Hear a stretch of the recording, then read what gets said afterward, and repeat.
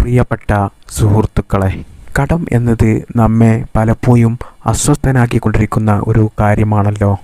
കടം എന്ന വിഷയത്തിൽ ആളുകളുടെ ഇടയിൽ കണക്ക് നോക്കുകയാണെന്നുണ്ടെങ്കിൽ ഭൂരിഭാഗം ആളുകളും വലിയ കടങ്ങൾ കൊണ്ട് വിഷമിക്കുന്നവരാണ്.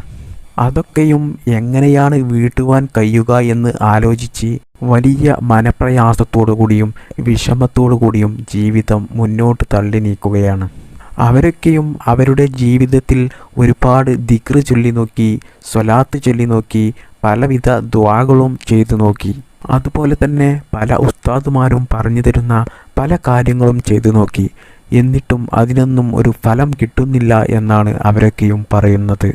അങ്ങനെ ഒരുപാട് ആളുകൾ വീഡിയോയുടെ താഴെ തന്നെ കമൻ്റ് ചെയ്ത് പറയാറുമുണ്ട്, ഉസ്താദെ, നിങ്ങൾ പറഞ്ഞു തരുന്ന കാര്യങ്ങളൊക്കെ ചെയ്തു നോക്കിയിട്ടും അതിനൊന്നും ഫലം കിട്ടുന്നില്ല എന്ന് പറയുന്നവരുണ്ട്. ഇത്തരത്തിൽ കടം കൊണ്ട് ബുദ്ധിമുട്ടുന്ന എല്ലാവർക്കും ഒരു പ്രതിവിധി എന്നുള്ള നിലക്ക് ഞാൻ ഈ പറഞ്ഞു തരുന്ന കാര്യങ്ങൾ നമ്മൾ ജീവിതത്തിൽ ചെയ്താൽ നാം പോലും അറിയാതെ നമ്മൾക്ക് എത്ര കോടി കടമുണ്ടെങ്കിലും അത് പെട്ടെന്ന് വീടിക്കിട്ടുന്ന ഒരു മാർഗമാണ് ഇന്നത്തെ ക്ലാസ്സിൽ ഞാൻ നിങ്ങൾക്ക് പറഞ്ഞു തരുന്നത്. എന്നാൽ പ്രിയപ്പെട്ട മുഅ്മിനീങ്ങളെ, നിങ്ങൾ ഇവിടെ ചിന്തിക്കേണ്ട ഒരു വിഷയമുണ്ട്. കൂടുതൽ ആളുകൾക്കും ഭീമമായ തുക കടം വരുന്നത് ലോണുകൾ എടുത്തതുകൊണ്ടാണ്. ഉദാഹരണത്തിന്, നിങ്ങളുടെ അടുത്ത് ഒരു 12 ലക്ഷം രൂപ ഉണ്ട്. ആ 12 ലക്ഷം രൂപ കൊണ്ട് അത്യാവശ്യം സൗകര്യമുള്ള ഒരു വീട് എടുക്കാൻ കഴിയും എന്നുള്ള കാര്യം നിങ്ങൾക്കറിയാം. എന്നിട്ടും നിങ്ങൾ അള്ളാഹുവിനെ മറന്ന് വലിയ സൗകര്യമുള്ള വീടുകൾ എടുക്കാൻ വേണ്ടി വീടിൻ്റെയും സ്ഥലത്തിൻ്റെയും ഒക്കെ ആധാരമെടുത്ത് ബാങ്കിലേക്ക് ഓടുകയാണ്. എന്നിട്ട് അവിടെ നിന്ന് ഒരു 10-13 ലക്ഷം ലോൺ എടുക്കുകയാണ്. അങ്ങനെ നിങ്ങൾ ഉദ്ദേശിച്ച, നിങ്ങൾ ആഗ്രഹിച്ചതുപോലെയുള്ള വീടും സൗകര്യങ്ങളൊക്കെ നിങ്ങൾക്ക് ഉണ്ടാകും. പക്ഷേ ലക്ഷക്കണക്കിന് രൂപ നിങ്ങൾ ബാങ്കിൽ നിന്നും ലോൺ എടുത്തതിൻ്റെ അടവ് അടക്കുന്ന സമയത്ത് നിങ്ങൾക്ക് അടവടക്കാനുള്ള പൈസ നിങ്ങളടുത്തുണ്ടാവില്ല. അങ്ങനെ അടവ് തെറ്റുന്നു, പലിശ കൂടുന്നു. അങ്ങനെ ഓരോ മാസവും ലോണിൻ്റെ അടവ് തെറ്റുന്നതിനനുസരിച്ച് പലിശയും ഇരട്ടിയാകുന്നു. അങ്ങനെ 4-5 വർഷമൊക്കെ കഴിയുമ്പോൾ ഭീമമായ ഒരു തുക ബാങ്കിൽ അടക്കാൻ ബാധ്യസ്ഥനാകുന്നു. അങ്ങനെ ആ ബാങ്കിലെ പലിശ അടക്കുവാൻ വേണ്ടിയിട്ട് മറ്റുള്ള ആളുകളിൽ നിന്നും അതുപോലെ കുടുംബക്കാരിൽ നിന്നൊക്കെ കടങ്ങൾ വാങ്ങിക്കൂട്ടുന്നു. അങ്ങനെ കടങ്ങൾ കുന്നുകൂടി വന്ന് കടക്കാരുടെ ബുദ്ധിമുട്ടുകൾ സഹിക്കാതെ വരുമ്പോൾ സ്വന്തം വീടും സ്ഥലവും വിൽക്കാൻ നിർബന്ധിതരാകുന്നു. അങ്ങനെ അവർ വീടും സ്ഥലവും വിറ്റ് ബാങ്കിലെ കടവും അതുപോലെ തന്നെ മറ്റുള്ള ആളുകളുടെ കടവും വീട്ടി വരുമ്പോൾ ബാക്കിയായിട്ട് ഒന്നും ഇല്ലാത്തൊരു അവസ്ഥയിലാകുന്നു.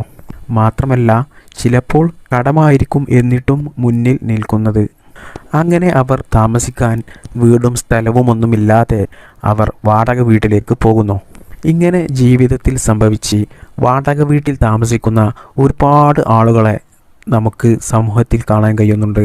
പ്രിയപ്പെട്ടവരെ, ഇത് വീട് എന്നുള്ളത് ഞാനൊരു ഉദാഹരണം പറഞ്ഞതാണ്.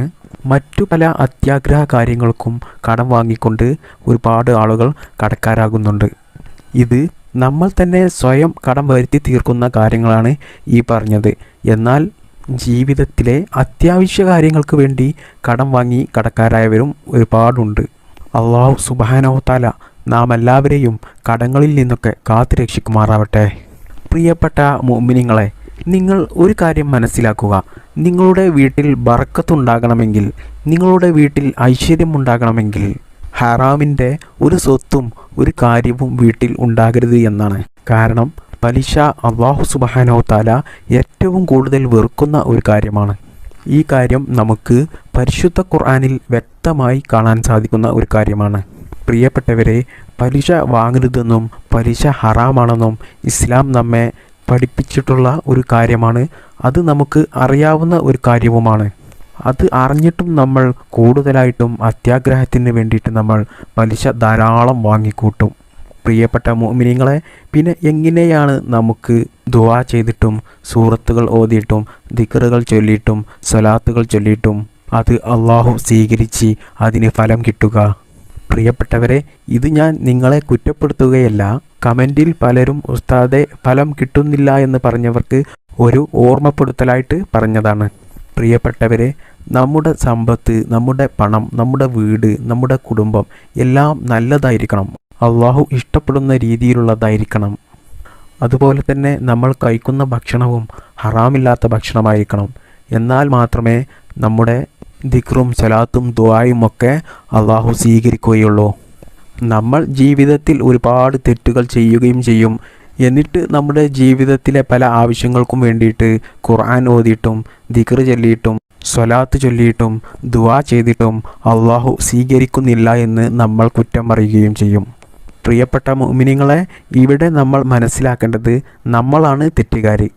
എന്നാൽ ഇങ്ങനെയൊക്കെ നമ്മൾ കടം വാങ്ങി നമ്മൾ ജീവിതത്തിൽ പെട്ടുപോയെങ്കിൽ നമ്മൾ ഇനി ഇതിൽ നിന്നൊക്കെ എങ്ങനെ രക്ഷപ്പെടാൻ കഴിയും? അതാണ് ഇന്നത്തെ ക്ലാസ്സിൽ ഞാൻ നിങ്ങൾക്ക് പറഞ്ഞു തരുന്നത്. പ്രിയപ്പെട്ട മുഅ്മിനീങ്ങളെ, നിങ്ങൾ നിങ്ങളുടെ കടം വീടാൻ വേണ്ടിയിട്ട് ആത്മാർത്ഥമായിട്ട് ആഗ്രഹിക്കുന്നുണ്ടെങ്കിൽ, അതുപോലെ തന്നെ നമ്മുടെ ജീവിതത്തിൽ ഇനി കടം വാങ്ങി പലിശക്ക് വാങ്ങി ബുദ്ധിമുട്ടാതിരിക്കാൻ ആത്മാർത്ഥമായിട്ട് നിങ്ങൾ ആഗ്രഹിക്കുന്നുണ്ടെങ്കിൽ, നിങ്ങൾ എല്ലാ ദിവസവും അസ്തഗ്ഫിറുല്ലാഹൽ അലീം എന്ന ദിക്ർ 100 പ്രാവശ്യം ചൊല്ലുക. 100 പ്രാവശ്യം അസ്തഗ്ഫിറുല്ലാഹൽ അലീം അസ്തഗ്ഫിറുല്ലാഹൽ അലീം എന്ന് ചൊല്ലി അള്ളാഹുവിനോട് ദുആ ചെയ്യുക. അള്ളാഹുവേ, ഞാൻ ഒരുപാട് കടം വാങ്ങി, ഒരുപാട് പലിശക്ക് വാങ്ങി, ഒക്കെ തെറ്റായ മാർഗത്തിലൂടെയാണ് ഞാൻ ചെയ്തത്. നീ എനിക്ക് പുറത്തു തരണം റബ്ബേ എന്ന് എല്ലാ ദിവസവും ആത്മാർത്ഥതയോടുകൂടി നല്ല ഇഖ്ലാസോടുകൂടി അള്ളാഹുവിനോട് ദുആ ചെയ്യുക. അതുമാത്രവുമല്ല, എല്ലാ ഫർള് നിസ്കാരങ്ങൾക്ക് ശേഷവും അസ്തഗ്ഫിറുല്ലാഹൽ അലീം എന്ന് 10 പ്രാവശ്യം ചൊല്ലി അള്ളാഹുവിനോട് ദുആ ചെയ്യുക. അപ്പോൾ ഇത് നിങ്ങൾ നിങ്ങളുടെ ജീവിതത്തിൽ നിങ്ങളുടെ കടം വീടുന്നത് വരെ നിങ്ങൾ ഇത് ചൊല്ലുക.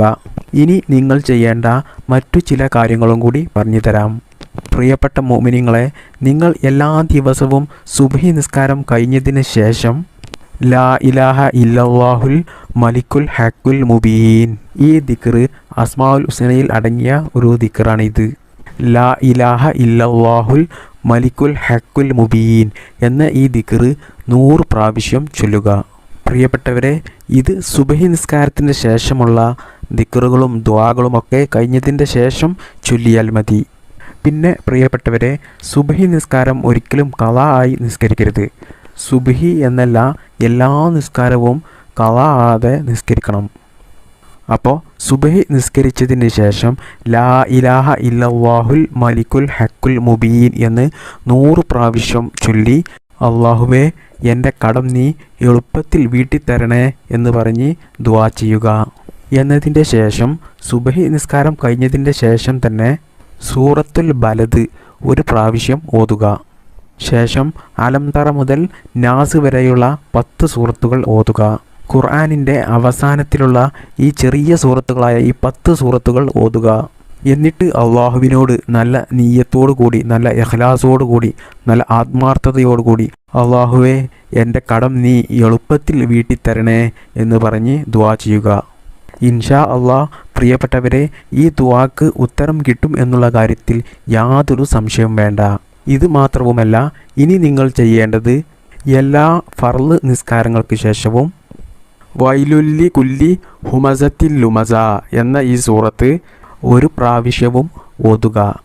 എന്നതിൻ്റെ ശേഷം രാത്രി ഇശാ മഗ്രിബിൻ്റെ ഇടയിൽ സൂറത്തുൽ വാഖിയ 1 പ്രാവശ്യം ഓതുക. 1-ൽ കൂടുതൽ പ്രാവശ്യം സൂറത്തുൽ വാഖിയ ഓതാൻ കഴിയുന്നവർക്ക് ഓതാം, അത് നല്ലതാണ്. അപ്പോൾ നിങ്ങൾക്കൊരു സംശയമുണ്ടാകും, ഇത് എത്ര ദിവസം ചൊല്ലണമെന്ന്. ഇത് നിങ്ങളുടെ കടം വീടുന്നത് വരെ ചൊല്ലുക. അതുപോലെ തന്നെ നിങ്ങളുടെ കടം വീടിയതിന് ശേഷം നിങ്ങൾ ഇത് ചൊല്ലുകയാണെങ്കിൽ നിങ്ങൾക്ക് നിങ്ങളുടെ ജീവിതത്തിൽ ഒരിക്കലും കടം വരികയുമില്ല. അത് മാത്രവുമല്ല, ഇത് പതിവാക്കുന്ന ആളുകൾക്ക് അല്ലാഹു സുബ്ഹാനഹു വ തആല സാമ്പത്തികമായിട്ട് വലിയ ഉയർച്ച കൊടുക്കുകയും ചെയ്യും. പ്രിയപ്പെട്ടവരെ, ഇതൊന്നും വെറുതെ പറയുകയല്ല, ഇതൊക്കെ റസൂലുള്ളാഹി സ്വല്ലല്ലാഹു അലൈഹി വസല്ലമ തങ്ങൾ പറഞ്ഞു തന്ന കാര്യങ്ങളാണ്. പ്രിയപ്പെട്ടവരെ, ഇനി അവസാനമായി നിങ്ങൾ ചെയ്യേണ്ടത് ആലിമ്രാൻ സൂറത്തിലെ 26, 27 ആയത്ത് ഓതുക. കുലില്ലാഹുമ്മ മാലിക്കൽ മുൽക്കി എന്ന് തുടങ്ങിയിട്ട് വ തിർസുഖു മൻ തശാഉ ബിഗൈരി ഹിസാബ് ഇതുവരെ ഓതുക. ഇത് നിങ്ങൾ ദിവസത്തിൽ ഫ്രീയുള്ള സമയങ്ങളിൽ എപ്പോഴും ഓതാവുന്നതാണ്. ഇത് പ്രിയപ്പെട്ട മുഅ്മിനീങ്ങളെ, നിങ്ങളുടെ കടം വീടുന്നത് വരെ ഒരു ദിവസവും മുടങ്ങാതെ നിങ്ങൾ ചെയ്യുകയാണെങ്കിൽ ഇൻഷാ അള്ളാഹ് നമ്മുടെ കടങ്ങളെല്ലാം നാം അറിയാതെ തന്നെ അള്ളാഹു സുബ്ഹാനഹു തആല അത് വീട്ടാനുള്ള മാർഗങ്ങൾ നമുക്ക് കാണിച്ചു തരുന്നതാണ്. പിന്നെ ഒരു കാര്യം നിങ്ങൾ മനസ്സിലാക്കുക പ്രിയപ്പെട്ട മുഅ്മിനീങ്ങളെ, അള്ളാഹു സുബ്ഹാനഹു തആല നമുക്ക് തന്ന സമ്പത്തിൽ നമ്മൾ ശുക്ർ ചെയ്യണം. മറ്റുള്ളവർക്ക് അള്ളാഹു സുബ്ഹാനഹു തആല കൊടുത്ത സാമ്പത്തിക ഉയർച്ച കണ്ടുകൊണ്ട് അതിൽ നമ്മൾ അസൂയപ്പെടാതെ അള്ളാഹു നമുക്ക് തന്ന അനുഗ്രഹത്തെ ഇഷ്ടപ്പെട്ട് അള്ളാഹു നമുക്ക് തന്ന അനുഗ്രഹത്തിൽ സന്തോഷം കണ്ട് ജീവിക്കുകയാണ് വേണ്ടത്. എന്നാൽ നമുക്ക് നമ്മുടെ ജീവിതത്തിൽ വലിയ കടങ്ങൾ വന്ന് നമ്മൾ അനുഭവിക്കുന്ന വലിയ പ്രയാസത്തിൽ നിന്നും വലിയ ബുദ്ധിമുട്ടുകളിൽ നിന്നൊക്കെ നമുക്ക് രക്ഷ നേടാൻ കഴിയും. അതുപോലെ തന്നെ പ്രിയപ്പെട്ടവരെ, നമ്മുടെ ജീവിതത്തിൽ നിന്നും പലിശ ഇടപാട് പൂർണ്ണമായും എടുത്തു കളയണം. ഇനി അഥവാ നമ്മൾ അതിൽ പെട്ടിട്ടുണ്ടെങ്കിൽ അള്ളാഹുവിനോട് ഖേദിച്ച് ദുആ ചെയ്ത് നമ്മൾ അതിൽ നിന്നും മടങ്ങണം. എങ്കിൽ മാത്രമേ നമ്മുടെ ആവശ്യങ്ങൾക്ക് വേണ്ടി അള്ളാഹുവിനോട് നമ്മൾ ഖുർആൻ ഓതിയും ദിക്ർ ചൊല്ലിയും സ്വലാത്ത് ചൊല്ലിയും ദുആ ചെയ്താൽ അള്ളാഹു അത് സ്വീകരിക്കുകയുള്ളൂ. അത് പ്രത്യേകം മനസ്സിലാക്കുക പ്രിയപ്പെട്ട മുഅ്മിനീങ്ങളെ. അപ്പോൾ പ്രിയപ്പെട്ട മുഅ്മിനീങ്ങളെ, ഞാൻ ഈ പറഞ്ഞു തന്ന കാര്യങ്ങൾ നിങ്ങൾ ഒരു ദിവസം മുടങ്ങാതെ നിങ്ങൾ ജീവിതത്തിൽ ചെയ്യുകയാണെങ്കിൽ ഉറപ്പായിട്ടും നിങ്ങൾക്ക് എത്ര കോടി കടമുണ്ടെങ്കിലും ഇൻഷാ അള്ളാഹ് അത് വീട്ടാനുള്ള വഴികൾ അള്ളാഹു സുബ്ഹാനഹു തആല നിങ്ങൾക്ക് കാണിച്ചു തരുന്നതാണ്. ഇത് 100% ഗ്യാരണ്ടിയാണ്. ഇത് ചെയ്തിട്ട് ഒരുപാട് ആളുകൾക്ക് അവരുടെ ജീവിതത്തിൽ ഫലം കിട്ടിയ ഒരു കാര്യമാണിത്. നിങ്ങൾ ഇത് ചെയ്യുമ്പോൾ ഉറച്ച വിശ്വാസത്തോടു കൂടി അള്ളാഹു എന്നെ കൈവിടില്ല എന്നുള്ള വിശ്വാസത്തോടു കൂടി നിങ്ങൾ ഇത് ചെയ്താൽ ഉറപ്പായിട്ടും നിങ്ങളുടെ കടം അള്ളാഹു സുബ്ഹാനഹു തആല വീട്ടിത്തരുന്നതാണ്. അള്ളാഹു സുബ്ഹാനഹു തആല എല്ലാവരുടെയും കടങ്ങളൊക്കെ പെട്ടെന്ന് വീട്ടുവാൻ കഴിയാനും ജീവിതത്തിൽ വലിയ സന്തോഷത്തോടു കൂടി അള്ളാഹുവിനെ അമൽ ചെയ്ത് മുന്നോട്ട് പോകാനും നമ്മുടെയും നമുക്ക് വേണ്ടപ്പെട്ടവരുടെയും എല്ലാവരുടെയും എല്ലാ കടങ്ങളും പെട്ടെന്ന് വീട്ടാൻ കഴിയാനുള്ള തൗഫീക്ക് നൽകി അനുഗ്രഹിക്കുമാറാവട്ടെ.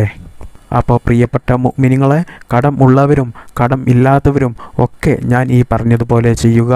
കടം ഇല്ലാത്തവർ ഇത് ചെയ്താൽ അള്ളാഹു സുബ്ഹാനഹു തആല അവർക്ക് സാമ്പത്തികമായിട്ട് വലിയ ഉയർച്ച നൽകുന്നതാണ്. അള്ളാഹു തൗഫീക്ക് ചെയ്യട്ടെ. ആമീൻ ബിറഹ്മതിക യാ അർഹമർ റാഹിമീൻ. അസ്സലാമു അലൈക്കും വറഹ്മത്തുള്ളാഹി വബറകാതുഹു.